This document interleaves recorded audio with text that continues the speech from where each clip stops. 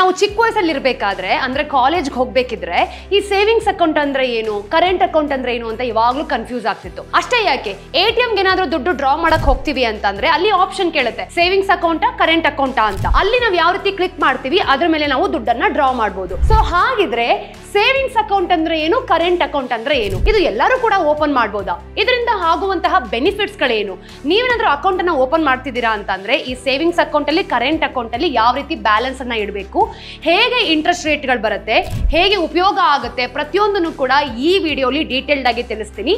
ಹಾಗೆ ವಿಡಿಯೋನ ಕೊನೆ ತನಕ ನೋಡಿ, ಚಾನಲ್ಗೆ ಸಬ್ಸ್ಕ್ರೈಬ್ ಮಾಡ್ಕೊಂಡಿಲ್ಲ ಅಂತಂದ್ರೆ ಈಗಲೇ ಸಬ್ಸ್ಕ್ರೈಬ್ ಮಾಡ್ಕೊಳ್ಳಿ. ಹಾಗೆ ಬೆಲ್ ಐಕನ್ ನ ಒತ್ತೋದನ್ನ ಮರಿಬೇಡಿ, ಸೊ ದಟ್ ನೀವು ಯಾವ ವಿಡಿಯೋಸ್ ಕೂಡ ಮಿಸ್ ಮಾಡ್ಕೊಳ್ಳಲ್ಲ. ವೆಲ್ಕಮ್ ಟು ಫ್ರೀಡಮ್ ಮನಿ ಕನ್ನಡ, ನಾನು ನಿಮ್ಮ ಚಂದನಾ ಗೌಡ್.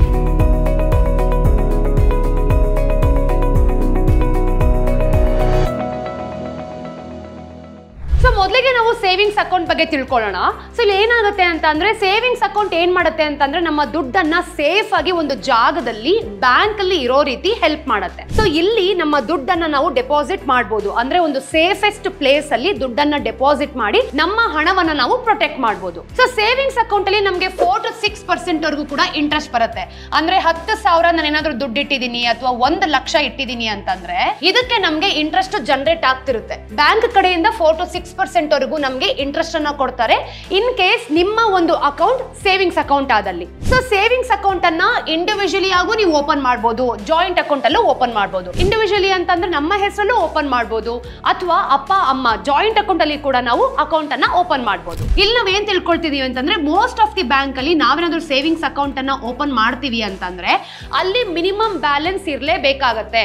ಹೌದು, ಕೆಲವೊಂದು ಬ್ಯಾಂಕ್ ಗಳಲ್ಲಿ 0 ಬ್ಯಾಲೆನ್ಸ್ ಕೂಡ ಇರುತ್ತೆ, ಆದ್ರೆ ನಿಮ್ಗೆ ಇಂಟ್ರೆಸ್ಟ್ ಜನರೇಟ್ ಆಗಬೇಕು ಅಂತಂದ್ರೆ ಸೇವಿಂಗ್ಸ್ ಅಕೌಂಟ್ ಅಲ್ಲಿ ನೀವೊಂದು ಮಿನಿಮಮ್ ಬ್ಯಾಲೆನ್ಸ್ ನಾದ್ರೂ ಮೇಂಟೈನ್ ಮಾಡಿರ್ಬೇಕು. So varieties of savings account ಯಾವ್ದಿದೆ ಅಂತ ನೋಡೋಣ. ನೋಡಿ, ಸ್ಯಾಲರಿ ಸೇವಿಂಗ್ಸ್ ಅಕೌಂಟ್ ಇದೆ, ರೆಗ್ಯುಲರ್ ಸೇವಿಂಗ್ಸ್ ಅಕೌಂಟ್ ಇದೆ, 0 ಬ್ಯಾಲೆನ್ಸ್ ಸೇವಿಂಗ್ಸ್ ಅಕೌಂಟ್ ಇದೆ. ವಯಸ್ಸಾದ ಸಿಟಿಸನ್ಸ್ಗೆ ಹಾಗೂ ಹೆಂಗಸರಿಗೂ ಸಹ ಈ ಒಂದು ಸೇವಿಂಗ್ಸ್ ಅಕೌಂಟ್ ಅನ್ನ ಓಪನ್ ಮಾಡಬಹುದು. ನಮ್ಮ ಹಿಂದಿನ ವಿಡಿಯೋಲಿ ನಾನು ನಿಮ್ಗೆ ಹೇಳಿದ್ದೆ ವರ್ಷದಲ್ಲಿ ಯಾವ ಒಂದು ಬೆಸ್ಟ್ ಸೇವಿಂಗ್ಸ್ ಅಕೌಂಟ್ ಇದೆ ಅಂತ. ಸೊ ಸೇವಿಂಗ್ಸ್ ಅಕೌಂಟ್ ನಾವೇನಾದ್ರೂ ಓಪನ್ ಮಾಡ್ತಿದೀವಿ ಅಂತಂದ್ರೆ ನಿಮ್ಮ ಗಮನಕ್ಕೆ ಈ ಒಂದು ಆಪ್ಷನ್ಸ್ ಗಳು ಇರ್ಲಿ. ಇಷ್ಟೊತ್ತು ನಾವು ತಿಳ್ಕೊಂಡಿದ್ದು ಸೇವಿಂಗ್ಸ್ ಅಕೌಂಟ್ ಅಂತಂದ್ರೆ ನಾವೊಂದು ಅಮೌಂಟ್ ಅನ್ನ ಡೆಪಾಸಿಟ್ ಮಾಡ್ತಿದೀವಿ ಅಂತಂದ್ರೆ ಆ ಬ್ಯಾಂಕ್ ಅಲ್ಲಿ ಸೇಫ್ ಆಗಿ ಇರುತ್ತೆ, ಅಲ್ಲಿ ನಮ್ಗೆ ಇಂಟ್ರೆಸ್ಟ್ ಜನರೇಟ್ ಆಗ್ತಿರತ್ತೆ ಅಂತ. ಹಾಗಿದ್ರೆ ಕರೆಂಟ್ ಅಕೌಂಟ್ ಅಂದ್ರೆ ಏನು ಅಂತ ನೋಡೋಣ. ಸೊ ಕರೆಂಟ್ ಅಕೌಂಟ್ ಪ್ರಿಫರಬಲಿ ಏನ್ ಮಾಡತ್ತೆ ಅಂತಂದ್ರೆ ಇದು ಟ್ರಾನ್ಸಾಕ್ಷನ್ಸ್ ಗಳು ಆಗ್ತಾನೆ ಇರತ್ತೆ. ಸೊ ಕರೆಂಟ್ ಅಕೌಂಟ್ ಅನ್ನ ನಾನೊಂದು ನಾರ್ಮಲ್ ಪರ್ಸನ್ ಆಗಿದ್ದೀನಿ, ಕಾಲೇಜ್ ಹೋಗೋ ಸ್ಟೂಡೆಂಟ್ ಆಗಿರ್ಬೋದು ಅಥವಾ ಎಂಪ್ಲಾಯಿ ಆಗಿರ್ಬೋದು, ನಾವೇನಾದ್ರೂ ಅಕೌಂಟ್ ಅನ್ನ ಓಪನ್ ಮಾಡ್ಬೋದು ಅಂತಂದ್ರೆ ಅದು ಖಂಡಿತವಾಗ್ಲೂ ಸಾಧ್ಯ ಇಲ್ಲ. ಪ್ರಿಫರಬಲಿ ಕರೆಂಟ್ ಅಕೌಂಟ್ ಏನು ಅಂತಂದ್ರೆ ಕೇವಲ ಬಿಸ್ನೆಸ್ ಅನ್ನ ಯಾರು ಮಾಡ್ತಿರ್ತಾರೆ, ಅವರು ಡೇ ಟು ಡೇ ಟ್ರಾನ್ಸಾಕ್ಷನ್ಸ್ ಯಾರ್ದು ಜಾಸ್ತಿ ಇರುತ್ತೆ ಅವ್ರಿಗೆ ಮಾತ್ರ ಕರೆಂಟ್ ಅಕೌಂಟ್ ಅನ್ನ ಓಪನ್ ಮಾಡೋದಕ್ಕೆ ಚಾನ್ಸ್ ಇರುತ್ತೆ. ಸೊ ಈ ಕರೆಂಟ್ ಅಕೌಂಟ್ ಮೇನ್ಲಿ ಫೋಕಸ್ ಮಾಡೋದು ಬಿಸ್ನೆಸ್ ಮಾಡಬೇಕು ಮತ್ತೆ ಆರ್ಗನೈಸೇಷನ್ ಇರಬೇಕು. ಯಾವ ರೀತಿ ಆರ್ಗನೈಸೇಷನ್ಸ್ ಅಂತ ನಾನು ನಿಮ್ಗೆ ಇವಾಗ ತಿಳಿಸ್ಕೊಡ್ತೀನಿ. ಅದು ಫರ್ಮ್ಸ್ ಆಗಿರ್ಬೋದು ಅಥವಾ LLPS ಆಗಿರ್ಬೋದು, ಕಂಪನೀಸ್ ಆಗಿರ್ಬೋದು, ಸೋಲೋ ಪ್ರೊಪ್ರೇಟರ್ಶಿಪ್ ಆಗಿರ್ಬೋದು. ಈ ತರ ಒಂದು ಆರ್ಗನೈಸೇಷನ್, ಕಂಪನೀಸ್ ಹಾಗೂ ಸೋಲೋ ಪ್ರೊಪ್ರೇಟರ್ಶಿಪ್ ಇದೆ ಅಂತಂದ್ರೆ ನೀವು ಕರೆಂಟ್ ಅಕೌಂಟ್ ಅನ್ನ ಬ್ಯಾಂಕ್ ಅಲ್ಲಿ ಓಪನ್ ಮಾಡಬಹುದು. ಸೊ ಕರೆಂಟ್ ಅಕೌಂಟ್ ಅಲ್ಲಿ ನಮಗ್ ಸಿಗೋ ಒಂದು ಪ್ಲಸ್ ಪಾಯಿಂಟ್ ಏನಪ್ಪಾ ಅಂತಂದ್ರೆ ಬಿಸ್ನೆಸ್ ಮಾಡ್ತಿದ್ದಾರೆ ಅಂತಂದ್ರೆ ಆಬ್ವಿಯಸ್ಲಿ ಅವ್ರಿಗೆ ಟ್ರಾನ್ಸಾಕ್ಷನ್ಸ್ ಜಾಸ್ತಿ ಇರುತ್ತೆ. ಅವರ ಎಂಪ್ಲಾಯೀಸ್ ಗಳಿಗೆ ಸ್ಯಾಲರಿಗಳನ್ನ ಕೊಡ್ಬೇಕಾಗತ್ತೆ, ಎಕ್ವಿಪ್ಮೆಂಟ್ಸ್ ನೋಡ್ಕೊಳ್ಬೇಕಾಗತ್ತೆ. ಬಿಸ್ನೆಸ್ ಓನರ್ ಅಂತಂದ್ರೆ ಬೇಕಾದಷ್ಟು ಮನಿ ಫ್ಲೋಗಳು ಖಂಡಿತವಾಗ್ಲೂ ಆಗ್ತಿರುತ್ತೆ. ಸೊ ಕರೆಂಟ್ ಅಕೌಂಟ್ ಅಲ್ಲಿ ನಿಮ್ಗೆ ಯಾವುದೇ ರೀತಿ ರಿಸ್ಟ್ರಿಕ್ಷನ್ಸ್ ಇರಲ್ಲ ಇನ್ ರಿಗಾರ್ಡ್ಸ್ ಟು ಡಿಪಾಸಿಟ್ ಆಗಿರ್ಬೋದು, ವಿಡ್ರಾವಲ್ಸ್ ಆಗಿರ್ಬೋದು. ಸೊ ಕರೆಂಟ್ ಅಕೌಂಟ್ ಅಲ್ಲಿ ತುಂಬಾ ಟ್ರಾನ್ಸಾಕ್ಷನ್ಸ್ ಆಗೋದ್ರಿಂದ ಅಂಡ್ ಇದು ಬಿಸ್ನೆಸ್ ಗೆ ಸಂಬಂಧಪಟ್ಟಿರೋದ್ರಿಂದ ಇಲ್ಲಿ ಸ್ಟೂಡೆಂಟ್ಸ್ ಆಗಿರ್ಬೋದು ಅಥವಾ ನಾರ್ಮಲ್ ಆಗಿ ಯಾರೂ ಸಹ ಇಲ್ಲಿ ಅಕೌಂಟ್ ಅನ್ನ ಓಪನ್ ಮಾಡಕ್ಕಾಗಲ್ಲ. ನಾವೊಂದು ಕಂಪನಿಗೆ ಕೆಲಸ ಮಾಡ್ತಿದೀವಿ ಅಂತಂದ್ರೆ ನಮ್ಗೆ ಕರೆಂಟ್ ಅಕೌಂಟ್ ನ ಓಪನ್ ಮಾಡುವಂತ ಪಾಸಿಬಿಲಿಟಿ ಇರಲ್ಲ. ಇದರಿಂದ ಏನಾಗುತ್ತೆ, ಇಲ್ಲಿ ಲಿಕ್ವಿಡಿಟಿ ಜಾಸ್ತಿ ಇರೋದ್ರಿಂದ ಅಂದ್ರೆ ಕರೆಂಟ್ ಅಕೌಂಟ್ ಅಲ್ಲಿ ಟ್ರಾನ್ಸಾಕ್ಷನ್ಸ್ ಜಾಸ್ತಿ ಆಗೋದ್ರಿಂದ ಬ್ಯಾಂಕ್ ಕಡೆಯಿಂದ ನಿಮ್ಗೆ ಯಾವುದೇ ರೀತಿಯಾದಂತಹ ಇಂಟ್ರೆಸ್ಟ್ ಸಿಗೋದಿಲ್ಲ. ಇದು ಒಂದು ಕರೆಂಟ್ ಅಕೌಂಟ್ ನ ಡಿಸ್ಅಡ್ವಾಂಟೇಜ್ ಆಗುತ್ತೆ. ಸೊ ಕಂಪನಿ ರನ್ ಮಾಡ್ತಿದೀವಿ ಅಂತಂದ್ರೆ ಆಬ್ವಿಯಸ್ಲಿ ನಾವು ಸೇವಿಂಗ್ಸ್ ಅಕೌಂಟ್ ಅನ್ನ ಓಪನ್ ಮಾಡಕ್ಕಾಗಲ್ಲ. ಸೊ ಕರೆಂಟ್ ಅಕೌಂಟ್ ಏನಾದ್ರೂ ಇದೆ ಅಂತಂದ್ರೆ ನಮ್ಗೆ ಇಲ್ಲಿ ಇಂಟ್ರೆಸ್ಟ್ ಖಂಡಿತವಾಗ್ಲೂ ಸಿಗಲ್ಲ. ಸೊ ನಾನು ನಿಮ್ಗೆ ಸೇವಿಂಗ್ಸ್ ಅಕೌಂಟ್ ಅಂದ್ರೆ ಏನು, ಕರೆಂಟ್ ಅಕೌಂಟ್ ಅಂದ್ರೆ ಏನು, ಅದರ ಡೆಫಿನಿಷನ್ ಏನು, ಯಾವ ರೀತಿ ವರ್ಕ್ ಆಗುತ್ತೆ, ಸೊ ಇಂಡಿವಿಜುವಲ್ ಆದ ನಾರ್ಮಲ್ ಜನಗಳಂತಂದ್ರೆ ಅವರು ಸೇವಿಂಗ್ಸ್ ಅಕೌಂಟ್ ಅನ್ನ ಹೇಗೆ ಓಪನ್ ಮಾಡಬೇಕು, ಹಾಗೆ ಬಿಸ್ನೆಸ್ ಏನಾದ್ರು ರನ್ ಮಾಡ್ತಿದೀವಿ, ಸೋಲೋ ಪ್ರೊಪ್ರೇಟರ್ಶಿಪ್ ಇದೆ, ಆರ್ಗನೈಸೇಷನ್ ನಂದೇ ಒಂದಿದೆ ಅಂತಂದ್ರೆ ಅವ್ರಿಗೆ ಕರೆಂಟ್ ಅಕೌಂಟ್ ಯಾವ ರೀತಿ ಸೂಟಬಲ್ ಆಗುತ್ತೆ ಅನ್ನೋದನ್ನ ನಾನು ನಿಮ್ಗೆ ಹೇಳ್ಕೊಟ್ಟೆ. ಸೊ ಈಗ ಈ ಎರಡು ಅಕೌಂಟ್ ಗಳಿಗೂ ಇರುವಂತಹ ಡಿಫರೆನ್ಸ್ ಏನು ಅಂತ ಡೀಟೇಲ್ಡ್ ಆಗಿ ತಿಳಿಸ್ಕೊಡ್ತೀನಿ. ಸೊ ಮೊದಲನೇ ಪಾಯಿಂಟ್, ಸೇವಿಂಗ್ಸ್ ಅಕೌಂಟ್ ಅಲ್ಲಿ ಸೊ ಪ್ರಸ್ತುತವಾಗಿ ನಾವು ಯಾವ್ದಾದ್ರು ಬ್ಯಾಂಕ್ ಅಕೌಂಟ್ ಅಲ್ಲಿ ಸೇವಿಂಗ್ಸ್ ನ ಮಾಡ್ತಿದೀವಿ ಅಂತಂದ್ರೆ ಇದು ಎಂಕರೇಜ್ ಮಾಡುತ್ತೆ ಹಾಗೆ ಪ್ರಮೋಟ್ ಸಹ ಮಾಡುತ್ತೆ. ಬಿಕಾಸ್ ನಮಗೆ 4 to 6% ವರೆಗೂ ಇಂಟ್ರೆಸ್ಟ್ ಸಿಗುತ್ತೆ. 4 to 6% ವರೆಗೂ ನಮಗೆ ಇಂಟ್ರೆಸ್ಟ್ ಸಿಗೋದ್ರಿಂದ ಇದು ನಮಗೆ ಅಡ್ವಾಂಟೇಜ್ ಆಗುತ್ತೆ ಸೇವಿಂಗ್ಸ್ ಅಕೌಂಟ್ ಅಲ್ಲಿ. ಅದೇ ಕರೆಂಟ್ ಅಕೌಂಟ್ ಅಲ್ಲಿ ನೋಡಿದಾಗ ಇಲ್ಲಿ ನಾವು ಬಿಸ್ನೆಸ್ಗೋಸ್ಕರನೇ ಈ ಕರೆಂಟ್ ಅಕೌಂಟ್ ನ ಓಪನ್ ಮಾಡೋದ್ರಿಂದ ಇಲ್ಲಿ ಸೀಮ್ಲೆಸ್ ಬಿಸ್ನೆಸ್ ಟ್ರಾನ್ಸಾಕ್ಷನ್ಸ್ ಆಗುತ್ತೆ. ಈ ಬಿಸ್ನೆಸ್ ಟ್ರಾನ್ಸಾಕ್ಷನ್ಸ್ ಏನಾಗುತ್ತೆ ಅಂತಂದ್ರೆ ವಿಡ್ರಾಲ್ ಆಗಿರ್ಬೋದು, ಡೆಪಾಸಿಟ್ ಆಗಿರ್ಬೋದು, ಇದು ನಾವು ಲಿಮಿಟ್ಲೆಸ್ ಇರುತ್ತೆ, ಯಾವುದೇ ರೀತಿ ರಿಸ್ಟ್ರಿಕ್ಷನ್ ಸಹ ಇರೋದಿಲ್ಲ. ಸೇವಿಂಗ್ಸ್ ಅಕೌಂಟ್ ಅಲ್ಲಿ ಎರಡನೇ ಪಾಯಿಂಟ್ ನಾವು ನೋಡ್ತಿರೋದು, it is suitable for regular income earner. ಅಂದ್ರೆ ಯಾರೆಲ್ಲ ಸ್ಯಾಲ್ರಿಗಳನ್ನ ತಗೊಳ್ತಿದೀವಿ, ಈಗ ನಾನೊಂದು ಕಂಪ್ನಿ ಕೆಲಸ ಮಾಡ್ತಿದ್ದೀನಿ ಅಂತಂದ್ರೆ ನನಗೊಂದು ಸೇವಿಂಗ್ಸ್ ಅಕೌಂಟ್ ಇರಬೇಕು ಅಲ್ವಾ, ಪ್ರತಿ ತಿಂಗಳು ಇಷ್ಟು ಅಮೌಂಟ್ ಅನ್ನ ಸೇವ್ ಮಾಡಬೇಕು, ನನ್ನ ಬ್ಯಾಂಕ್ ಅಲ್ಲಿ ಇಷ್ಟು ದುಡ್ಡು ಇರಬೇಕು ಅನ್ನೋ ಆಸೆ ನನಗಿರುತ್ತೆ. ಅಂದ್ರೆ ಯಾರೆಲ್ಲ ಸ್ಯಾಲ್ರಿ ಇಂಡಿವಿಜುವಲ್ಸ್ ಇರ್ತಾರೋ ಅವ್ರಿಗೆ ಸೇವಿಂಗ್ಸ್ ಅಕೌಂಟ್ ಖಂಡಿತವಾಗ್ಲೂ ಸೂಟ್ ಆಗುತ್ತೆ. ಇದೇ ಡಿಫರೆನ್ಸ್. ಸೊ ಕರೆಂಟ್ ಅಕೌಂಟ್ ಅಲ್ಲಿ it is design to meet the business transactions. Current account ಅಂತ ಬಂದ ತಕ್ಷಣ ಕೇವಲ ಯಾರೆಲ್ಲ ಬಿಸ್ನೆಸ್ ಮಾಡ್ತಾರೆ ಅವ್ರು ಮಾತ್ರ ಕರೆಂಟ್ ಅಕೌಂಟ್ ಅನ್ನ ಓಪನ್ ಮಾಡಿಸೋದು. ಸೊ ಅವ್ರಿಗೆ ಯಾರೆಲ್ಲ ಈ ಟ್ರಾನ್ಸಾಕ್ಷನ್ಸ್ ನ ರೆಗ್ಯುಲರ್ ಆಗಿ ಮಾಡಬೇಕು ಅಂತ ಅನ್ಕೊಂಡಿರ್ತಾರೋ ಆ ಡಿಫ್ರೆನ್ಸ್ ಅನ್ನ ನಾವಿಲ್ಲಿ ನೋಡ್ತೀವಿ. ಸೊ ಸೇವಿಂಗ್ಸ್ ಅಕೌಂಟ್ ಅಲ್ಲಿ ಮೂರನೇ ಪಾಯಿಂಟ್ ನೋಡ್ತಿರೋದು, ಇಲ್ಲಿ ರಿಸ್ಟ್ರಿಕ್ಷನ್ಸ್ ಇರುತ್ತೆ. ನಾನೊಂದು ವಿಡ್ರಾವಲ್ ಮಾಡ್ತೀನಿ ಅಥವಾ ಡೆಪಾಸಿಟ್ ಮಾಡ್ತೀನಿ ಅಂತಂದ್ರೆ ನನಗೆ ಹೆಚ್ಚಿನ ಅಮೌಂಟ್ ಅನ್ನ ಬ್ಯಾಂಕ್ಗೆ ಹಾಕೋದಕ್ಕಾಗಲ್ಲ ಅಥವಾ ಹೆಚ್ಚಿನ ಅಮೌಂಟ್ ಅನ್ನ ನಾನು ವಿಡ್ರಾ ಮಾಡೋಕ್ಕಾಗಲ್ಲ. ಖಂಡಿತವಾಗ್ಲೂ ಇಲ್ಲಿ ರಿಸ್ಟ್ರಿಕ್ಷನ್ಸ್ ಇರುತ್ತೆ. ಇಷ್ಟೇ ಅಮೌಂಟ್ ಅನ್ನ ತೆಗಿಬೇಕು ಅಂತ ಇರುತ್ತೆ, ಅದ್ರ ಮೇಲೆ ಆಗಲ್ಲ. ಸೊ ATM ಅಲ್ಲಿ ಏನಾದ್ರು ದುಡ್ಡು ಡ್ರಾ ಮಾಡಕ್ ಹೋಗ್ತೀನಿ ಅಂತಂದ್ರೆ ನನಗೆ ಸೇವಿಂಗ್ಸ್ ಅಕೌಂಟ್ ಇತ್ತು ಅಂದ್ರೆ ಯಾವುದೇ ಎಮರ್ಜೆನ್ಸಿ ಇದ್ರೂ 40,000 ಮೇಲೆ ನನಗೆ ಬ್ಯಾಂಕು ಅಲೋನೇ ಮಾಡಲ್ಲ, ರಿಸ್ಟ್ರಿಕ್ಷನ್ಸ್ ಇರುತ್ತೆ ಸೇವಿಂಗ್ಸ್ ಅಕೌಂಟ್ ಇದ್ದಲ್ಲಿ. ಅದೇ ನಾನೇನಾದ್ರು ಡೆಪಾಸಿಟ್ ಮಾಡ್ತೀನಿ ಅಂತಂದ್ರೆ ಕ್ಯಾಶ್ ಏನಿರುತ್ತೆ ಅದನ್ನ ನಾನು ದಿನಕ್ಕೆ 2 ಲಕ್ಷದ ಮೇಲೆ ಹಾಕಕ್ಕಾಗಲ್ಲ. ಸೊ 40,000 ನೀವು ATM ಅಲ್ಲಿ ಡ್ರಾ ಮಾಡಬಹುದು ಸೇವಿಂಗ್ಸ್ ಅಕೌಂಟ್ ಇದ್ದಲ್ಲಿ. ಅದೇ ರೀತಿ ನೀವು ಕ್ಯಾಶ್ ಏನಾದ್ರು ಡೆಪಾಸಿಟ್ ಮಾಡ್ತೀರಾ ಅಂತಂದ್ರೆ ರಿಸ್ಟ್ರಿಕ್ಷನ್ಸ್ ಇರೋ ಪ್ರಕಾರ 1 ಲಕ್ಷನ ನೀವು ಡೆಪಾಸಿಟ್ ಮಾಡಬಹುದು. ಆದ್ರೆ ಸಮ್ಟೈಮ್ಸ್ 2,50,000 ಕೂಡ ನೀವು ಡೆಪಾಸಿಟ್ ನ ಮಾಡಬಹುದು. ಇದು ಕೂಡ ಅವಾಗವಾಗ ನೀವು ದುಡ್ಡನ್ನ ಹಾಕೋ ಹಾಗಿಲ್ಲ.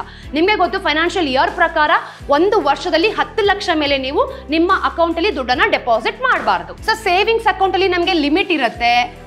ಸೊ ಕರೆಂಟ್ ಅಕೌಂಟ್ ಅಲ್ಲಿ ಬಿಸ್ನೆಸ್ ಹೋಲ್ಡರ್ ಆಗಿರೋ ಕಾರಣ ಇಲ್ಲಿ ನಮಗೆ ಎಷ್ಟು ಬೇಕಾದ್ರೂ ಟ್ರಾನ್ಸಾಕ್ಷನ್ಸ್ ಮಾಡಬಹುದು, ಹಾಗೇನೆ ಡೆಪಾಸಿಟ್ ಸಹ ಮಾಡಬಹುದು. ಬ್ಯಾಂಕ್ ಇಂದ ಯಾವುದೇ ರೀತಿ ರಿಸ್ಟ್ರಿಕ್ಷನ್ಸ್ ಇರೋದಿಲ್ಲ. ಸೊ ಮುಂಚೆನೆ ನಾನು ಹೇಳಿರೋ ಹಾಗೆ ಕರೆಂಟ್ ಅಕೌಂಟ್ ಕೇವಲ ಬಿಸ್ನೆಸ್ ಹೋಲ್ಡರ್ಸ್ ಮಾತ್ರ. ಅವರು ಎಷ್ಟು ಬೇಕಾದ್ರೂ ದಿನಕ್ಕೆ ಟ್ರಾನ್ಸಾಕ್ಷನ್ಸ್ ನ ಮಾಡಬಹುದು, ಡೆಪಾಸಿಟ್ ಸಹ ಮಾಡಬಹುದು. ಸೊ ಸೇವಿಂಗ್ಸ್ ಅಕೌಂಟ್ ಅಲ್ಲಿ ನನಗೆ ಏನಾದ್ರೂ ದುಡ್ಡಿತ್ತು ಅಂತಂದ್ರೆ 4 to 6% ವರೆಗೂ ನನಗೆ ಇಂಟ್ರೆಸ್ಟ್ ಬರುತ್ತೆ. So which is very good. ಅದೇ ನಾವು ಕರೆಂಟ್ ಅಕೌಂಟ್ ಅಲ್ಲಿ ನೋಡಿದಾಗ ಇಲ್ಲಿ ನಮಗೆ ಯಾವುದೇ ರೀತಿಯಾದಂತಹ ಇಂಟ್ರೆಸ್ಟ್ ಬ್ಯಾಂಕ್ ಇಂದ ಬರೋದಿಲ್ಲ, 0. ಯಾಕಂದ್ರೆ ಇಲ್ಲಿ ಲಿಕ್ವಿಡಿಟಿ ಹಾಗೂ ಟ್ರಾನ್ಸಾಕ್ಷನ್ಸ್ ಜಾಸ್ತಿ ಇರೋದ್ರಿಂದ ಬ್ಯಾಂಕ್ ಕಡೆಯಿಂದ ನಿಮಗೆ ಇಲ್ಲಿ 0 ಅಂದ್ರೆ ಯಾವುದೇ ಇಂಟ್ರೆಸ್ಟ್ ಇರೋದಿಲ್ಲ. ಅದೇ ಸೇವಿಂಗ್ಸ್ ಅಕೌಂಟ್ ಅಲ್ಲಿ 4 to 6% ವರೆಗೂ ನಿಮಗೆ ಇಂಟ್ರೆಸ್ಟ್ ಬರುತ್ತೆ. ಅದೇ ಸೇವಿಂಗ್ಸ್ ಅಕೌಂಟ್ ಅಲ್ಲಿ ನಿಮ್ಮ ಅಕೌಂಟ್ ಇದೆ ಅಂತಂದ್ರೆ ನೀವೇನಾದ್ರೂ ಮಿನಿಮಮ್ ಬ್ಯಾಲೆನ್ಸ್ ಮೇಂಟೈನ್ ಮಾಡಿಲ್ಲ, 1000 ರೂಪೀಸ್ ಇರುತ್ತೆ ಒಂದೊಂದು ಬ್ಯಾಂಕ್ ಅಲ್ಲಿ ಅಥವಾ 500 ಇರುತ್ತೆ. ಅದೇ ICICI ಬ್ಯಾಂಕ್ ಮತ್ತೆ HDFC ಬ್ಯಾಂಕ್ ಗಳೆಲ್ಲ ನೋಡಿದಾಗ 10,000 ಮಿನಿಮಮ್ ಬ್ಯಾಲೆನ್ಸ್ ಇರುತ್ತೆ. ಇದನ್ನ ನೀವೇನಾದ್ರೂ ಮೇಂಟೈನ್ ಮಾಡಿಲ್ಲ ಅಂತಂದ್ರೆ ನಿಮ್ಗೆ ಪ್ರತಿ ತಿಂಗಳು ಬ್ಯಾಂಕ್ ಕಡೆಯಿಂದ ಪೆನಾಲ್ಟಿ ಅಂತ ಬೀಳ್ತಾನೆ ಇರುತ್ತೆ. ಅದೇ ಕರೆಂಟ್ ಅಕೌಂಟ್ ಅಲ್ಲಿ ನೋಡಿದಾಗ ಇದು ಬಿಸ್ನೆಸ್ ಹೋಲ್ಡರ್ಸ್ ಗೆ ಸಂಬಂಧಪಟ್ಟಿರೋದ್ರಿಂದ ನಿಮ್ಮ ಮಿನಿಮಮ್ ಬ್ಯಾಲೆನ್ಸ್ ಏನಿರುತ್ತೆ ಅದು ಸ್ಲೈಟ್ಲಿ ಹೈಯರ್ ಆಗಿರ್ಬೇಕು. ಸೊ ಡಿಫ್ರೆನ್ಸ್ ಗೊತ್ತಾಯ್ತು ಅಲ್ಲ. ಈಗ ನನ್ನ ಸೇವಿಂಗ್ಸ್ ಅಕೌಂಟ್ ಅಲ್ಲಿ 15,000 ಇದೆ ಅಂತ ಅನ್ಕೊಳ್ಳೋಣ. ಸೊ 15,000ಕ್ಕಿಂತ ಹೆಚ್ಚಾಗಿ ನಾನು ದುಡ್ಡನ್ನ ಡ್ರಾ ಮಾಡೋದಕ್ಕೆ ಆಗೋದೇ ಇಲ್ಲ. ಇಲ್ಲಿ ಎಷ್ಟು ದುಡ್ಡು ಇರುತ್ತೋ ಅಷ್ಟನ್ನೇ ನಾನು ಡ್ರಾ ಮಾಡ್ಬೇಕಾಗತ್ತೆ. ಇನ್ ಕೇಸ್ ನಾನು ಈ ಮಿನಿಮಮ್ ಬ್ಯಾಲೆನ್ಸ್ 10,000 ನ ಯಾವಾಗ್ಲೂ ಮೇಂಟೈನ್ ಮಾಡ್ಬೇಕಲ್ವಾ.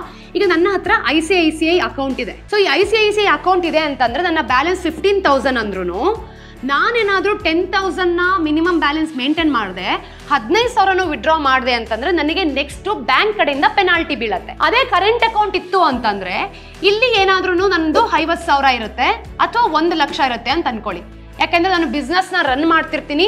ಸೊ ನನಗೆ ಟ್ರಾನ್ಸಾಕ್ಷನ್ಸ್ ಮಾಡುವಂತ ಕಾರಣದಿಂದ ನಾನು ಇಷ್ಟು ದುಡ್ಡನ್ನ ಮೇಂಟೈನ್ ಮಾಡಿರ್ತೀನಿ. ಸಮ್ಟೈಮ್ಸ್ ಬ್ಯಾಂಕ್ ಏನ್ ಮಾಡತ್ತೆ ಅಂತಂದ್ರೆ ಇದಕ್ಕಿಂತ ಹೆಚ್ಚು ದುಡ್ಡನ್ನ ಡ್ರಾ ಮಾಡುವಂತ ಅವಕಾಶ ಕೊಡುತ್ತೆ. ಸೊ ಬಿಸ್ನೆಸ್ ಓನರ್ಸ್ ಆಗಿರೋದ್ರಿಂದ ಸೊ ದುಡ್ಡನ್ನ ಡ್ರಾ ಮಾಡ್ಕೊಂಡ್ರು ಇಷ್ಟು ದಿನಗಳ ಮಟ್ಟಿಗೆ ಟೈಮ್ ಅಂತ ಕೊಟ್ಟಿರ್ತಾರೆ. ಆ ಟೈಮ್ ಒಳಗೆ ನಾವು ದುಡ್ಡನ್ನ ಮತ್ತೆ ಬ್ಯಾಂಕ್ಗೆ ಡೆಪಾಸಿಟ್ ಮಾಡಬಹುದು. ಸೊ ಈ ಆಪ್ಷನ್ ಕೇವಲ ಕರೆಂಟ್ ಅಕೌಂಟ್ ಅಲ್ಲಿ ಮಾತ್ರ ಇರೋದು. ಈಗ ನಾನು ಇಮಿಡಿಯೇಟ್ಲಿ ನನ್ನ ಎಂಪ್ಲಾಯೀಸ್ ಗಳಿಗೆ ಪೇಮೆಂಟ್ ಮಾಡಬೇಕು, ನನ್ನ ಹತ್ರ ಇರೋದು ಕೇವಲ 1 ಲಕ್ಷ ಬ್ಯಾಲೆನ್ಸ್ ಅಷ್ಟೇ. ಆದ್ರೆ ನಾನು ಬ್ಯಾಂಕ್ ಇಂದ 2 ಲಕ್ಷನ ವಿಡ್ರಾ ಮಾಡ್ಕೊಳ್ಬಹುದು. ಸೊ ಇಷ್ಟು ಟೈಮಲ್ಲಿ ನೀವು ಮತ್ತೆ ದುಡ್ಡನ್ನ ಬ್ಯಾಂಕ್ಗೆ ವಾಪಸ್ ಹಾಕೋದ್ರಿಂದ ನಿಮ್ಗೆ ಯಾವುದೇ ರೀತಿಯಾದಂತಹ ಚಾರ್ಜಸ್ ಬರೋದಿಲ್ಲ. ಈಗ ಸೇವಿಂಗ್ಸ್ ಅಕೌಂಟ್ ನ ಬೆನಿಫಿಟ್ಸ್ ಗಳು, ಉಪಯೋಗಗಳು ಏನು ಅಂತ ನೋಡೋಣ. ಈಗ ಒಂದು ಬ್ಯಾಂಕ್ ಅಲ್ಲಿ ನಾನು ಏನಾದ್ರೂ ಲಾಕರ್ ನ ಇಟ್ಟಿರ್ತೀನಿ ಅಂತ ಅನ್ಕೊಳ್ಳಿ. ಆಗ ಸೊ ಅಕೌಂಟ್ ಬ್ಯಾಲೆನ್ಸ್ ಚೆನ್ನಾಗಿ ಮೇಂಟೈನ್ ಮಾಡಿದ್ರೆ ನನ್ನ ಲಾಕರ್ ಫೆಸಿಲಿಟಿಗೆ 15 to 30% ವರೆಗೂ ಡಿಸ್ಕೌಂಟ್ ಸಿಗೋದು ಕೇವಲ ಸೇವಿಂಗ್ಸ್ ಅಕೌಂಟ್ ಅಲ್ಲಿ ಮಾತ್ರ. ಸೊ ಸೇವಿಂಗ್ಸ್ ಅಕೌಂಟ್ ಎರಡನೇ ಉಪಯೋಗ ಅಂತಂದ್ರೆ ತುಂಬಾ ಬ್ಯಾಂಕ್ ಗಳಿರುತ್ತೆ, ಅವ್ರು ಏನ್ ಮಾಡ್ತಾರೆ ಅಂತಂದ್ರೆ ಲೈಫ್ ಇನ್ಶೂರೆನ್ಸ್ ಮತ್ತೆ ಮೆಡಿಕಲ್ ಇನ್ಶೂರೆನ್ಸ್ ಇದೆರಡನ್ನೂ ಕೂಡ ಪ್ರೊವೈಡ್ ಮಾಡ್ತಾರೆ ಇನ್ ಕೇಸ್ ನಿಮಗೆ ಸೇವಿಂಗ್ಸ್ ಅಕೌಂಟ್ ಇದ್ದಲ್ಲಿ. ಸೇವಿಂಗ್ಸ್ ಅಕೌಂಟ್ ನ ಮೂರನೇ ಉಪಯೋಗ ಏನು ಅಂತಂದ್ರೆ there are so many banks, generally ಅವರು 3.5 to 4% ವರೆಗೂ ನಿಮಗೆ ಇಂಟ್ರೆಸ್ಟ್ ಅನ್ನ ಆಫರ್ ಮಾಡ್ತಾರೆ. ಅದರಲ್ಲೂ ಕೆಲವೊಂದು ಬೆಸ್ಟ್ ಬ್ಯಾಂಕ್ ಗಳಿದೆ, ಅವ್ರೇನ್ ಮಾಡ್ತಾರೆ ಅಂತಂದ್ರೆ 6 to 7% ವರೆಗೂ ನಿಮಗೆ ಇಂಟ್ರೆಸ್ಟ್ ಅನ್ನ ಆಫರ್ ಮಾಡ್ತಾರೆ ಆನ್ ಇಯರ್ಲಿ ಡೆಪಾಸಿಟ್ ನೀವು ಎಷ್ಟು ಮಾಡಿರ್ತೀರಾ. ಸೊ ಸೇವಿಂಗ್ಸ್ ಅಕೌಂಟ್ ಅಲ್ಲಿ ನೀವು ಇಂಟರ್ನ್ಯಾಷನಲ್ ಡೆಬಿಟ್ ಕಾರ್ಡ್ ವರೆಗೂ ಕೂಡ ಕನ್ವರ್ಟ್ ಮಾಡಬಹುದು. ಸೊ ಇದನ್ನ ನೀವು ಓವರ್ಸೀಸ್ ಅಲ್ಲೆಲ್ಲ ಏನೇ ಟ್ರಾನ್ಸಾಕ್ಷನ್ಸ್ ಗಳು ಬೇಕಾದ್ರೂ ಅದಕ್ಕೆ ನೀವು ಯೂಸ್ ಮಾಡ್ಕೊಳ್ಬಹುದಾಗತ್ತೆ. ನಿಮ್ಮ ಹತ್ರ ಸೇವಿಂಗ್ಸ್ ಅಕೌಂಟ್ ಇದೆ, ಹಾಗೆ ನೀವು 1 ವರ್ಷದವರೆಗೂ ಅಥವಾ 2 ವರ್ಷದವರೆಗೂ ಒಳ್ಳೆ ಬ್ಯಾಲೆನ್ಸ್ ಅನ್ನ ಮೇಂಟೈನ್ ಮಾಡಿರ್ತೀರಾ. ಸೊ 2 to 5% ವರೆಗೂ ಡಿಸ್ಕೌಂಟ್ ಅನ್ನ ಆಫರ್ ಮಾಡ್ತಾರೆ ನೀವು ಗೋಲ್ಡ್ ಅನ್ನ ಪರ್ಚೇಸ್ ಮಾಡ್ಬೇಕಾದ್ರೆ. ಈ ಉಪಯೋಗ ನಿಮಗೆ ಕೇವಲ ಸೇವಿಂಗ್ಸ್ ಅಕೌಂಟ್ ಅಲ್ಲಿ ಮಾತ್ರ ಸಿಗುತ್ತೆ. ಸೊ ಹಾಗೇನೆ ಸೇವಿಂಗ್ಸ್ ಅಕೌಂಟ್ ಅಲ್ಲಿ ನಿಮ್ಗೆ ಏನಾದ್ರು ಕ್ರೆಡಿಟ್ ಕಾರ್ಡ್ ಇತ್ತು ಅಂತಂದ್ರೆ ಸೊ ಈ ಕ್ರೆಡಿಟ್ ಕಾರ್ಡ್ ಅನ್ನ ನೀವು ಯೂಸ್ ಮಾಡಿಕೊಂಡು ಬೇರೆ ಯುಟಿಲಿಟಿ ಬಿಲ್ಸ್ ಗಳನ್ನು ಸಹ ನೀವು ಪೇ ಮಾಡ್ಕೊಳ್ಬಹುದು. ಅಂದ್ರೆ ನಿಮ್ಮ ರೆಂಟ್ ಆಗಿರ್ಬೋದು, ವಾಟರ್ ಬಿಲ್ ಆಗಿರ್ಬೋದು, ಗ್ಯಾಸ್ ಬಿಲ್ ಆಗಿರ್ಬೋದು. ಸೊ ಎಲ್ಲ ಫೆಸಿಲಿಟಿಗಳು ಸಹ ಕ್ರೆಡಿಟ್ ಕಾರ್ಡ್ ಅನ್ನ ಯೂಸ್ ಮಾಡೋದ್ರಿಂದ ಯುಟಿಲಿಟಿ ಬಿಲ್ಸ್ ಗಳನ್ನ ಪೇ ಮಾಡೋದಕ್ಕೆ ನಿಮ್ಗೆ ಯೂಸ್ ಆಗುತ್ತೆ. ಅದು ಕೂಡ ನಿಮ್ಮ ಹತ್ರ ಸೇವಿಂಗ್ಸ್ ಅಕೌಂಟ್ ಇತ್ತು ಅಂದ್ರೆ. ಹಾಗೆ ನಿಮ್ಮಲ್ಲಿ ಎಷ್ಟು ಜನ ಹತ್ರ ಡಿಮ್ಯಾಟ್ ಅಕೌಂಟ್ ಇದೆ? ಯಾಕೆ ಅಂದ್ರೆ ತುಂಬಾ ಜನ ಟ್ರೇಡ್ ಮಾಡ್ತಿರ್ತೀರಾ, ಇನ್ವೆಸ್ಟ್ ಮಾಡ್ತಿರ್ತೀರಾ.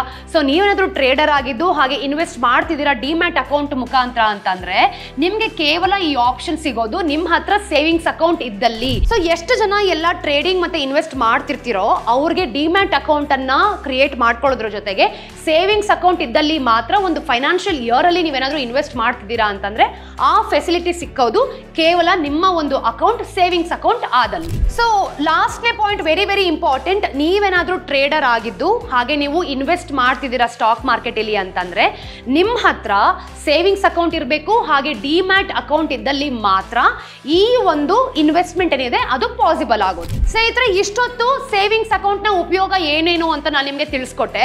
ನಾವೀಗ ನೆಕ್ಸ್ಟ್ ತಿಳ್ಕೊಳ್ತಿರುವಂತದ್ದು ಕರೆಂಟ್ ಅಕೌಂಟ್ ನ ಉಪಯೋಗಗಳು ಏನೇನು ಅಂತ. ಸೇವಿಂಗ್ಸ್ ಅಕೌಂಟ್ ಅಲ್ಲೇ ಸಿಕ್ತಿದಂತಹ ಬೆನಿಫಿಟ್ಸ್ ಗಳು ನಮಗೆ ಕರೆಂಟ್ ಅಕೌಂಟ್ ಅಲ್ಲೂ ಸಿಗತ್ತಾ? ನೋಡೋಣ ಬನ್ನಿ. ಸೊ ಕರೆಂಟ್ ಅಕೌಂಟ್ ನ ಉಪಯೋಗ ನಾವಿಲ್ಲಿ ನೋಡೋದಾದ್ರೆ ಸೊ ಯಾರ ಹತ್ರ ಎಲ್ಲ ಕರೆಂಟ್ ಅಕೌಂಟ್ ಇರುತ್ತೋ ಅವರು ಬ್ಯಾಂಕ್ ಗಳಿಗೆ ಇನ್ಸ್ಟ್ರಕ್ಷನ್ಸ್ ಅನ್ನ ಕ್ಲಿಯರ್ ಆಗಿ ಕೊಡ್ಬೋದು, ಹಾಗೆ ಟಾಸ್ಕ್ ಗಳೇನಿರುತ್ತೆ ಅದನ್ನ ಕ್ಲಿಯರ್ ಆಗಿ ಕಂಪ್ಲೀಟ್ ಮಾಡ್ಬೋದು. ಹಾಗೆ ಬ್ಯಾಂಕ್ ನಿಮ್ಗೆ ಒಳ್ಳೊಳ್ಳೆ ಫೆಸಿಲಿಟಿನ ಕೊಡುತ್ತೆ. ಅಂದ್ರೆ ನಿಮ್ಗೆ ಬ್ಯಾಂಕಿಂಗ್ ಸರ್ವಿಸ್ ಆಗಿರ್ಬೋದು, ಡೋರ್ ಸ್ಟೆಪ್ ಬ್ಯಾಂಕಿಂಗ್ ಆಗಿರ್ಬೋದು, ಮತ್ತೆ ಟೆಲಿಫೋನಿಕ್ ಬ್ಯಾಂಕಿಂಗ್ ಆಗಿರ್ಬೋದು. ಇದೆಲ್ಲ ಕೇವಲ ಕರೆಂಟ್ ಅಕೌಂಟ್ ಹೋಲ್ಡರ್ಗೆ ಮಾತ್ರ ಸಿಗೋದು. ಅಂದ್ರೆ ನಿಮ್ಗೆ ಏನಾದ್ರೂ ಒಂದು ಫೆಸಿಲಿಟಿ ಸಿಗಬೇಕು ಅಥವಾ ನಿಮ್ಮ ಅಕೌಂಟ್ ಅನ್ನ ಓಪನ್ ಮಾಡಬೇಕು ಅಥವಾ ಟ್ರಾನ್ಸಾಕ್ಷನ್ ಸಂಬಂಧಪಟ್ಟ ಹಾಗೆ ಏನಾದ್ರೂ ಪ್ರಾಬ್ಲಮ್ ಆಗಿರುತ್ತೆ, ಬ್ಯಾಂಕ್ ನಿಮ್ಮ ಡೋರ್ ಸ್ಟೆಪ್ ಗೆ ಬಂದು ಪ್ರಾಬ್ಲಮ್ ನ ಸಾಲ್ವ್ ಮಾಡುತ್ತೆ ಹೊರತು ನೀವು ಬ್ಯಾಂಕ್ ಹತ್ರ ಹೋಗುವಂತ ಅವಶ್ಯಕತೆನೇ ಇರೋದಿಲ್ಲ. ಸೊ ನೀವೇನಾದ್ರೂ ಕರೆಂಟ್ ಅಕೌಂಟ್ ಹೋಲ್ಡರ್ ಆಗಿದ್ದೀರಾ ಅಂತಂದ್ರೆ ನಿಮ್ಗೆ ಕೇವಲ ಬ್ಯಾಂಕ್ ಫೆಸಿಲಿಟಿ ಮಾತ್ರ ಅಲ್ಲ, ಬೇರೆ ಫೈನಾನ್ಷಿಯಲ್ ಇನ್ಸ್ಟಿಟ್ಯೂಷನ್ ಇಂದ ನೀವು ಲೋನ್ ಅನ್ನ ತಗೊಳ್ತಿದ್ದೀರಾ ಅಂದ್ರೂ ಕೂಡ ಈ ಬ್ಯಾಂಕ್ ಅಲ್ಲಿ ನಿಮ್ಗೆ ಕರೆಂಟ್ ಅಕೌಂಟ್ ಹೋಲ್ಡರ್ಸ್ಗೆ ಸಹಾಯನ ಮಾಡುತ್ತೆ. ಸೊ ಕರೆಂಟ್ ಅಕೌಂಟ್ ಅಲ್ಲಿ ಇನ್ನೊಂದು ಕನ್ಸಿಡರೇಟ್ ಆದ ಬೆಸ್ಟ್ ಫೆಸಿಲಿಟಿ ಇದೆ. ನೀವೇನಾದ್ರೂ ಒಂದು 50 ಲಕ್ಷ ಬ್ಯಾಲೆನ್ಸ್ ನ ಮೇಂಟೈನ್ ಮಾಡಿರ್ತೀರಾ ಅಂತ ಇಟ್ಕೊಳ್ಳಿ ಕನ್ಸಿಕ್ಯೂಟಿವ್ಲಿ ಇಯರ್ಸ್ ಇಂದ. ಸೊ ಕನ್ಸಿಸ್ಟೆನ್ಸಿಯಿಂದ ನೀವು ಮಾಡೋ ಡೆಪಾಸಿಟ್, ಟ್ರಾನ್ಸಾಕ್ಷನ್ಸ್ ಮತ್ತೆ ವಿಡ್ರಾಲ್ ಎಲ್ಲ ಸೇರ್ಕೊಂಡು ಬ್ಯಾಂಕ್ ನಿಮ್ಗೆ ಒಂದು ಗ್ಯಾರಂಟಿಡ್ ಸರ್ವಿಸ್ ಅನ್ನ ಕೊಡುತ್ತೆ. ಇದು ಎಕ್ಸ್ಟ್ರೀಮ್ಲಿ ನಿಮ್ಗೆ ಯೂಸ್ಫುಲ್ ಆಗಿರುತ್ತೆ. ಅಂದ್ರೆ ಇದು ಕೇವಲ ನಿಮಗೆ ಕರೆಂಟ್ ಅಕೌಂಟ್ ಅಲ್ಲಿ ಮಾತ್ರ ಸಿಗೋದು. ಕರೆಂಟ್ ಅಕೌಂಟ್ ಕೇವಲ ಬಿಸ್ನೆಸ್ ಮಾತ್ರ ಆಪ್ಟ್ಫುಲ್ ಆಗಿರೋದ್ರಿಂದ ಈ 50 ಲಕ್ಷ ಇಂದ 1 ಕೋಟಿವರೆಗೂ 10 ಕೋಟಿವರೆಗೂ ಕೂಡ ಮೇಂಟೈನ್ ಮಾಡ್ತಾರೆ. ಸೊ ಈ ಎಲ್ಲ ಟ್ರಾನ್ಸಾಕ್ಷನ್ಸ್ ಆಗಿರ್ಬೋದು ಅಥವಾ ಡೆಪಾಸಿಟ್ ಆಗಿರ್ಬೋದು ಇದು ಕೇವಲ ಕರೆಂಟ್ ಅಕೌಂಟ್ ಅಲ್ಲಿ ಮಾತ್ರ ನಡೆಯುತ್ತೆ. ಹಾಗೆ ನೀವು ಯಾವ್ದಾದ್ರು ಫಾರಿನ್ ಟ್ರೇಡ್ ಅನ್ನ ಮಾಡ್ಬೇಕು ಅಂತ ಅನ್ಕೊಂಡಿರ್ತೀರಾ, ಇದು ನಿಮ್ಗೆ ಯೂಸ್ಫುಲ್ ಆಗೋದು ನಿಮ್ ಹತ್ರ ಕರೆಂಟ್ ಅಕೌಂಟ್ ಇದ್ರೆ ಮಾತ್ರ. ಸೊ ಸೇವಿಂಗ್ಸ್ ಅಕೌಂಟ್ ಅಲ್ಲಿ ನೀವು ಡಿಮ್ಯಾಟ್ ಅಕೌಂಟ್ ಅನ್ನ ಓಪನ್ ಮಾಡಿ ಅದು ಇನ್ವೆಸ್ಟ್ಮೆಂಟ್ ಆಗಿರ್ಬೋದು ಅಥವಾ ಸ್ಟಾಕ್ ಪರ್ಚೇಸಿಂಗ್ ಆಗಿರ್ಬೋದು, ಅದನ್ನ ಕೇವಲ ನೀವು ಒಂದು ಫೈನಾನ್ಷಿಯಲ್ ಮಾರ್ಕೆಟ್ ಸಪೋರ್ಟ್ ಇಂದ ನೀವು ಸೇವಿಂಗ್ಸ್ ಅಕೌಂಟ್ ಅನ್ನ ಯೂಸ್ ಮಾಡಿ ತೆಗಿಬಹುದು. ಆದ್ರೆ ಕರೆಂಟ್ ಅಕೌಂಟ್ ನಿಮ್ಮ ಹತ್ರ ಇದೆ ಅಂತಂದ್ರೆ ನೀವು ಯಾವ್ದಾದ್ರು ಫಾರಿನ್ ಟ್ರೇಡ್ ಮಾಡ್ತಿದ್ದಲ್ಲಿ ಇದು ನಿಮ್ಗೆ ಎಕ್ಸ್ಟ್ರೀಮ್ಲಿ ಯೂಸ್ ಆಗುತ್ತೆ. ಸ್ನೇಹಿತರೆ, ನಿಮ್ಮ ಹತ್ರ ಸೇವಿಂಗ್ಸ್ ಅಕೌಂಟ್ ಇದೆಯಾ ಅಥವಾ ಕರೆಂಟ್ ಅಕೌಂಟ್ ಇದೆಯಾ ಅನ್ನೋದನ್ನ ಕಮೆಂಟ್ ಸೆಕ್ಷನ್ ಅಲ್ಲಿ ತಿಳಿಸಿ.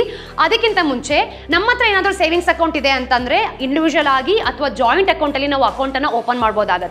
ಕರೆಂಟ್ ಅಕೌಂಟ್ ಅಂತಂದ್ರೆ ಕೇವಲ ಬಿಸ್ನೆಸ್ಗೆ, LLPsಗೆ ಹಾಗೂ ಆರ್ಗನೈಸೇಷನ್ಸ್ಗೆ ಮತ್ತೆ ಸೋಲೋ ಪ್ರೊಪ್ರೈಟರ್ಶಿಪ್ಗೆ ತುಂಬಾ ಯೂಸ್ ಆಗುತ್ತೆ. ಅವ್ರು ಮಾತ್ರ ಅಕೌಂಟ್ ಅನ್ನ ಓಪನ್ ಮಾಡೋಕ್ಕಾಗೋದು. ಇಲ್ಲಿ ನಿಮ್ಗೆ ಇಂಟ್ರೆಸ್ಟ್ ಸಿಗುತ್ತೆ, ಇಲ್ಲಿ ನಿಮ್ಗೆ ಯಾವುದೇ ರೀತಿ ಇಂಟ್ರೆಸ್ಟ್ ಸಿಕ್ಕೋದಿಲ್ಲ. ಇಲ್ಲಿ ನೀವು ಇಷ್ಟೇ ಲಿಮಿಟ್ ಅಲ್ಲಿ ಟ್ರಾನ್ಸಾಕ್ಷನ್ಸ್ ಮಾಡಬೇಕು ಅಂತಿರುತ್ತೆ. ಇಲ್ಲಿ ನಿಮ್ಗೆ ಯಾವುದೇ ರೀತಿಯಾದಂತಹ ರಿಸ್ಟ್ರಿಕ್ಷನ್ಸ್ ಇರೋದಿಲ್ಲ. ಸೊ ಇದರಲ್ಲಿ ಅದರದೇ ಆದಂತಹ ಅಡ್ವಾಂಟೇಜಸ್ ಮತ್ತೆ ಡಿಸ್ಅಡ್ವಾಂಟೇಜಸ್ ಇದೆ. ಸೊ ಈ ವಿಡಿಯೋ ಮುಖಾಂತರ ನಿಮ್ಗೆ ಸೇವಿಂಗ್ಸ್ ಅಕೌಂಟ್ ಅಂದ್ರೆ ಏನು, ಅದರಿಂದ ಆಗುವಂತಹ ಬೆನಿಫಿಟ್ಸ್ ಗಳೇನು, ಸೊ ನೀವು ಯಾವ ರೀತಿ ಅಕೌಂಟ್ ಅನ್ನ ಓಪನ್ ಮಾಡಬಹುದು ಅನ್ನೋದನ್ನ ಡೀಟೇಲ್ಡ್ ಆಗಿ ನಾನು ನಿಮಗೆ ತಿಳಿಸ್ಕೊಟ್ಟಿದ್ದೀನಿ. ಸೊ ವಿಡಿಯೋ ಇಷ್ಟ ಆದಲ್ಲಿ ಲೈಕ್ ಮಾಡಿ, ಶೇರ್ ಮಾಡಿ, ಸಬ್ಸ್ಕ್ರೈಬ್ ಮಾಡಿ. ಹಾಗೆ ನಿಮಗೆ ಯಾವ ರೀತಿ ವಿಡಿಯೋಸ್ ಬೇಕು ಅನ್ನೋದನ್ನ ಕಮೆಂಟ್ ಸೆಕ್ಷನ್ ಅಲ್ಲಿ ಕಮೆಂಟ್ ಮಾಡಿ. ಫ್ರೀಡಮ್ ಆಪ್ ನ ಡೌನ್ಲೋಡ್ ಮಾಡ್ಕೊಳ್ಳಿ. ನಮ್ಮಲ್ಲಿ 1000ಕ್ಕೂ ಹೆಚ್ಚಿನ ಕೋರ್ಸ್ಗಳಿದೆ. ಫಿನಾನ್ಸ್ ಆಗಿರ್ಬೋದು, ಬಿಸ್ನೆಸ್ ಆಗಿರ್ಬೋದು, ಅಗ್ರಿಕಲ್ಚರ್ ಆಗಿರ್ಬೋದು. ಸೊ ಯಾವ ಫೀಲ್ಡ್ ಅಲ್ಲಿ ಸಕ್ಸಸ್ಫುಲ್ ಆಗಿರ್ತಾರೋ ಅವರು ನಿಮಗೆ ಫೋನ್ ಮುಖಾಂತರ ಗೈಡ್ ಮಾಡ್ತಾರೆ. ಮತ್ತಷ್ಟು ಇನ್ಫಾರ್ಮೇಟಿವ್ ಫಿನಾನ್ಸ್ ವಿಡಿಯೋಸ್ ಒಂದಿಗೆ ನಾನು ಮುಂದೆ ಬರ್ತೀನಿ. ಅಲ್ಲಿ ತನಕ ಟೇಕ್ ಕೇರ್. ನಾನು ನಿಮ್ಮ ಚಂದನ, ಸೈನಿಂಗ್ ಆಫ್.